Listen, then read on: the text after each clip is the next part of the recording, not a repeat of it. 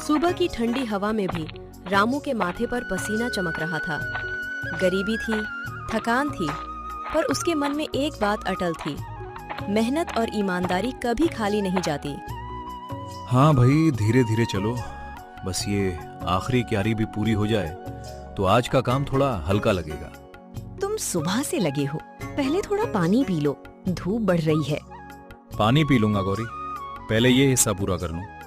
खेत रुके तो पेट रुक जाता है। यही तो चिंता है, मेहनत तुम बहुत करते हो पर फसल हर बार साथ नहीं देती। फसल कभी कम कभी ज्यादा होती है, पर आदमी का सच कम नहीं होना चाहिए, वही साथ देता है। रामू ने हल को फिर आगे बढ़ाया। बैल एक सीधी लकीर में चले ही थे कि अचानक हल किसी कठोर चीज से टकराया और झटका खाकर रुक गया। अरे ये क्या अटक गया? यहाँ तो पहले कभी पत्थर नहीं था। जरा देखो तो सही, कहीं कोई बड़ी जड़ या चट्टान न हो। रुको, मैं मिट्टी हटाता हूँ, कुछ तो दबा हुआ है। रामू घुटनों के बल बैठ गया। उसने हाथों और छोटी खुरपी से मिट्टी हटानी शुरू की। थोड़ी देर में मिट्टी के भीतर से धातु की चमक दिखाई दी। अरे ये तो किसी घड़े जैसा लग रहा है। सच में, और काफी पुराना भी, संभाल कर निकालना होगा।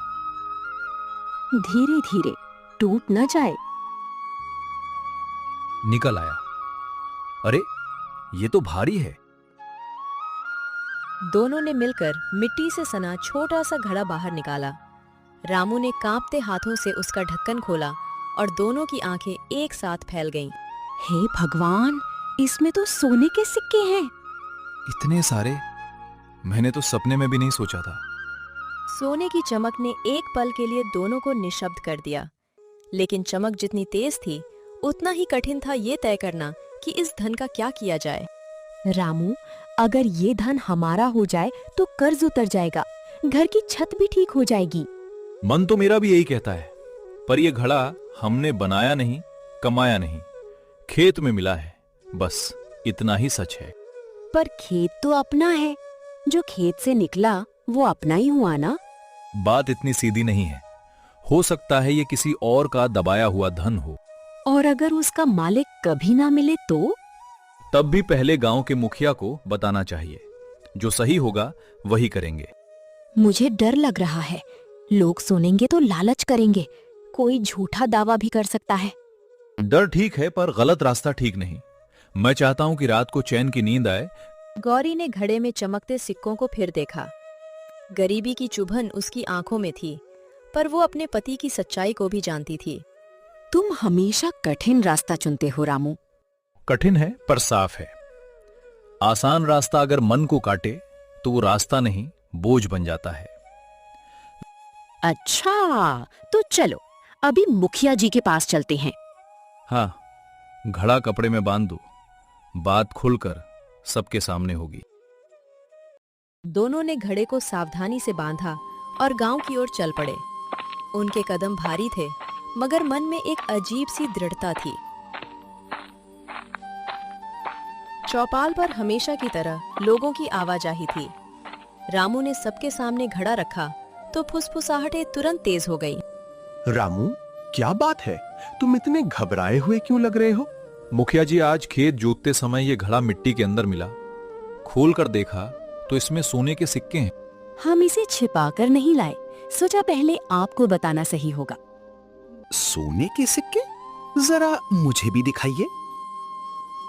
पहले सब शांति से बैठो। रामू, पूरी बात शुरू से बताओ। सुबह हल चलाते समय हल किसी सख्त चीज से टकराया। मैंने मिट्टी हटाई तो ये घड़ा निकला, बस इतनी ही बात है। मुखिया जी, ये जमीन पहले मेरे दादा के पास गिरवी रही थी। संभव है ये धन हमारे खानदान का हो। पर वो जमीन तो बरसों पहले छुड़ा ली गई थी और कोई निशानी भी नहीं है कि घड़ा आपका है। निशानी हर चीज पर नहीं होती। पुराना धन ऐसे ही दबाया जाता था। बिना सबूत के दावा करना आसान है लाला। यहाँ फैसला बातों से नहीं, सच से होगा। चौपाल पर कुछ पल के लिए सन्नाटा छा गया। सबकी नजरें अब रामू पर थीं, जैसे उसकी अगली बात से उसके मन का असली वजन सामने आने वाला हो। रामू, अगर तुम चाहते तो ये घड़ा किसी को बताए बिना रख सकते थे। फिर तुम इसे यहाँ क्यों लाए? क्योंकि जो मेरा नहीं उसे अपना कहकर मैं अपने बच्चों को रोटी नहीं खिला सकता। पेट भर जाएगा पर आत्मा खाली रह जाएगी। सही कह रहा है रामू। आजकल कौन इतनी साफ नियत रखता है? मैंने इसे हमेशा मेहनत करते ही देखा है। झूठ बोलने वाला आदमी खुद चल के चौपाल नहीं आता। ईमानदारी अपनी जगह, पर हक भी कोई चीज होती है। हक सबूत से साबित होता है। क्या तुम्हारे पास कोई प्रमाण है? नहीं, अभी तो नहीं। तब पंचायत का निर्णय सुनो। पहले 3 दिन तक पूरे गांव और आसपास के इलाके में मुनादी होगी।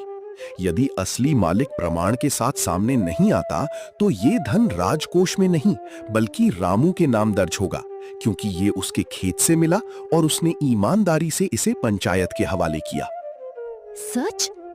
ये फैसला हमारे पक्ष में है? तुम्हारे पक्ष में नहीं, तुम्हारी ईमानदारी के पक्ष में है।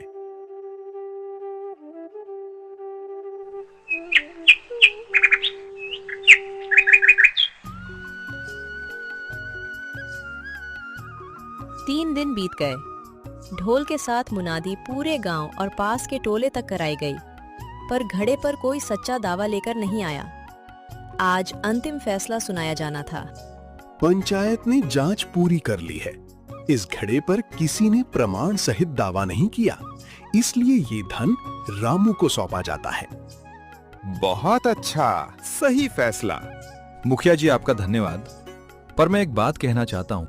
कहो रामू, खुलकर कहो। इस धन से मैं पहले अपना कर्ज चुकाऊंगा, घर की मरम्मत कराऊंगा और फिर खेत के लिए एक कुआं खुदवाऊंगा। अगर पानी ठीक रहा तो आसपास के 2 छोटे किसानों को भी उससे पानी लेने दूंगा। और मैं घर में थोड़ा अनाज अलग रखूंगी ताकि किसी भूखे को खाली हाथ न लौटाना पड़े। वाह, धन ने तुम्हारा मन नहीं बदला। रामू, मैंने जल्दबाजी में दावा किया, मुझे माफ कर दो। कोई बात नहीं लाला जी, धन देखकर मन डोल जाता है। जरूरी ये है कि अंत में आदमी सच के साथ खड़ा हो। आज तुमने हम सबको सीख दी है। उसी शाम रामू अपने आंगन में बैठा था। टूटी दीवारें अब भी वही थीं, पुरानी खाट भी वही थी, मगर उसके चेहरे पर एक नई शांति उतर आई थी। देखो, आज इतने दिनों बाद तुम्हारे चेहरे पर सुकून दिख रहा है। क्योंकि आज मुझे लगा कि मेहनत का फल सिर्फ अनाज नहीं होता, कभी कभी ईमानदारी भी खेत की तरह लौट कर देती है। सही कहा। अगर हम लालच में आ जाते तो शायद ये सुख कभी नहीं मिलता। धन से घर बनता है, पर सच से जीवन बनता है। अगले दिनों में रामू ने कर्ज चुकाया, घर सुधरवाया और खेत में कुआं खुदवाना शुरू कराया। गांव के लोग जब भी उस कुएं के पास से गुजरते, वे सिर्फ पानी नहीं देखते थे, वे ईमानदारी का फल देखते थे।